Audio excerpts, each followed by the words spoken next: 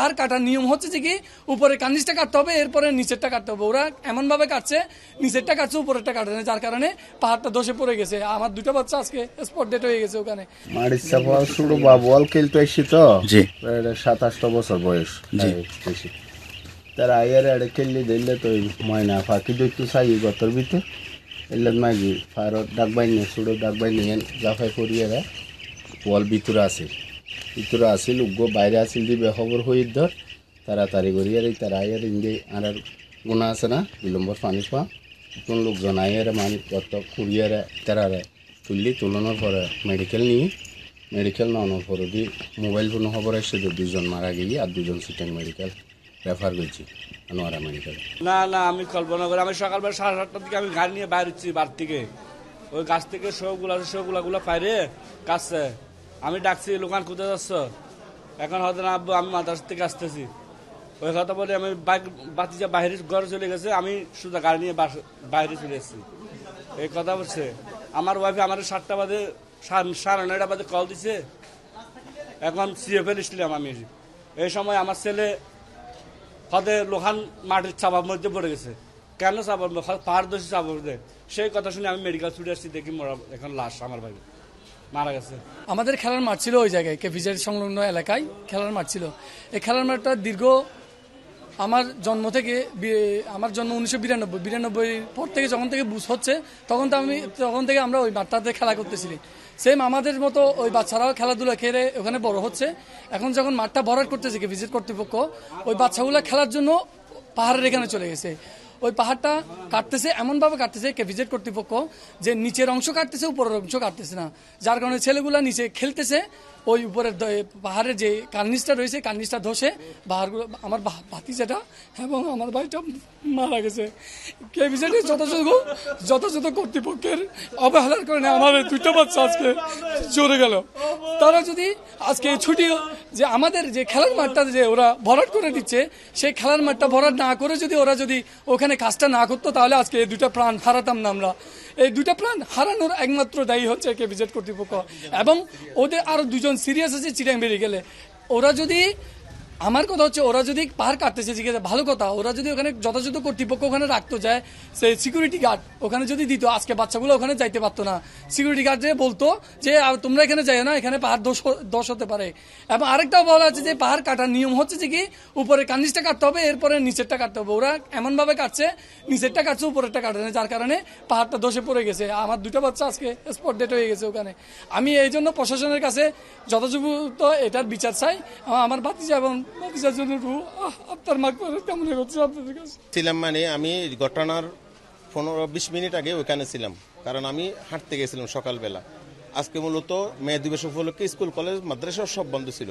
ছোট ছোট বাচ্চারা ঘুম থেকে উঠে আজকের মেলা হিসেবে মানে কি ওদের জন্য একটা ঈদের না বন্ধ হিসেবে খেলতে গেছে যে আমি যখন ওইখানে হাঁটতে গেছিলাম ওইখানে সিকিউরিটি দিয়েছি একটা, যে কাপ্পু ফানির ট্যাঙ্ক গেছে 2 নম্বর, ওইখানে বসে আছে একটা সিকিউরিটি ক্যাফিজেডের, বাকি কোনো সিকিউরিটি কিনে কোনো ফোলা ফানি দেখি নাই।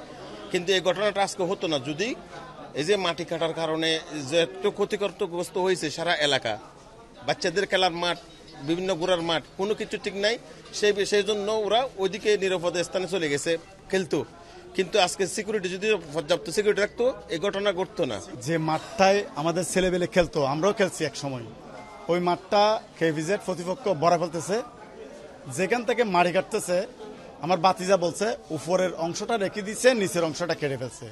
এখন ওইখানে যখন একটা ছোট মাঠ হয়ে গেছে, বাচ্চারা ওখানে 20-30 জন বাচ্চারা ওখানে খেলতেছে। খেলার পর হয়তো গরম লাগতেছে, বাচ্চারা পাহাড়ের খান্দায় গেছে। ওই সময় পাহাড় দোষী যখন পড়ছে আরেকটা ছেলে দেখছে, দেখার পরে উনি চিল্লাচ্ছে, বাড়িতে চলে আসছে, চিল্লে চলে আসছে। ছোট বাচ্চা তো এটা তো উদ্ধার করতে পারতেছে না। লাস্টে আমি খেয়াল করছি, কিন্তু আমি দূরতে গেছি, দেখতেছি অনেকেই ঘুরি তুলতেছে। লাস্টে আমি কি করছি, প্রথম যেটা তুলছি সে ছেলেটা আমি নিজে নিয়ে আসছি। বাচ্চাদের সাথে আমি প্রতিদিন একবার সন্ধ্যাকালে মস্কারি করতাম বাচ্চাটার সাথে। বাচ্চাটা আমি যখন কুলে নিয়েছি আমি মনে করছি সেই সময় চলে গেছে। লাস্টে এদেরকে বলতেছি তোমরাও নাও একটা যে কোনো কেউ একটা নাও না, কারণ সবাই তো বাচ্চা। অনেকে গেছে, লাস্টে লেকসে নিয়ে মানে 2-3টা গাড়ি ফাল্টাই নিয়ে আসছি। আসার পর এখানে আমি নিজে আসছি, প্রথমে আসার পরে আমি যখন দিচ্ছি ইসিসি করছে, ওই ছেলেটা মৃত্যুবরণ করছে। এরপরে ছেলেটা আনছে, এত মৃত্যুবরণ করছে। লাস্টে দুইটা যেটা আনছে, দুইটা তাও মর্মান্তিক ঘটনা। তারা এখান থেকে আনোয়ারা মেডিকেল থেকে চিটাং মেডিকেলে গিয়া করছে আর কি। আমাদের বাচ্চারা যখন 8-10 জন এনে খেলতে গেছে আজকে, উনি খেলতে গিয়ে এনে যারা খেলতে গেছে ওখান থেকে ওই পাহাড় দোষে পড়ার পর একজন বাচ্চা এসে সবাইকে বলতেছে ওখানে পাহাড় দোষে পড়ে গেছে। আমরা তাড়াহুড়া করে গেছি, তাড়াহুড়া করে গিয়ে দেখি এখানে 4 জনের একদম ভিতরে অবস্থান। একজনের এই কোমর পর্যন্ত বালু, ওকে কোনো রকম উদ্ধার করছে। তারপর ওই 2 জন মোটামুটি একটু ভালো অবস্থানে, আর 2 জন একদম ভিতর থেকে ওদের নিঃশ্বাস নেই। তাড়াহুড়া করে আমরা এই আনোয়ারা মেডিকেলে নিয়ে আসছি। আনোয়ারা মেডিকেলে এসে দেখি ডাক্তারের প্রসেস করার পর বলতে 2 জনের স্পট ডেট বলে দিছে, বাকি 2 জনকে চিটাং মেডিকেলে শিফট করেছে।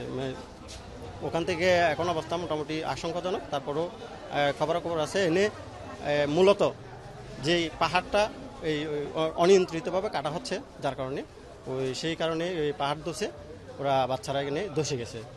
মূলত কেপিজেডের অনিয়ন্ত্রিত পাহাড় কাটার কারণে আজকের এই দুর্ঘটনাটা। এটার জন্য দায়ী হচ্ছে কেপিজেড। তাদের অসতর্কতা করে তাদের হচ্ছে বুঝ দেয় নাই। তারা হচ্ছে কাজ করার পরে এখানে হচ্ছে লোকজন দেয় নাই চেক করার জন্য, একজনও থাকে না। কাজ করার পরে তারা চলে যেত। পাহাড়গুলো আরো এখানে অনেক ছেলেও মারা যেত, তাহলে 1-2 জনের মারা যেত। অনেক যদি গ্রামে যদি 10-15টা ছেলে ড্রাইভার গিয়ে দিত। তারা ছিল তার চেয়ে বড়, তারা ছিল একই ক্লাসমেট। তারা হচ্ছে ক্লাস 4-5 পড়ে। তারা 4 জন হচ্ছে একই ক্লাসে পড়ে, পড়াশোনার বাদে একই সাথে খেলা করতে, সবসময় একই সাথে যায়। তারা এখানে প্রায় যায়।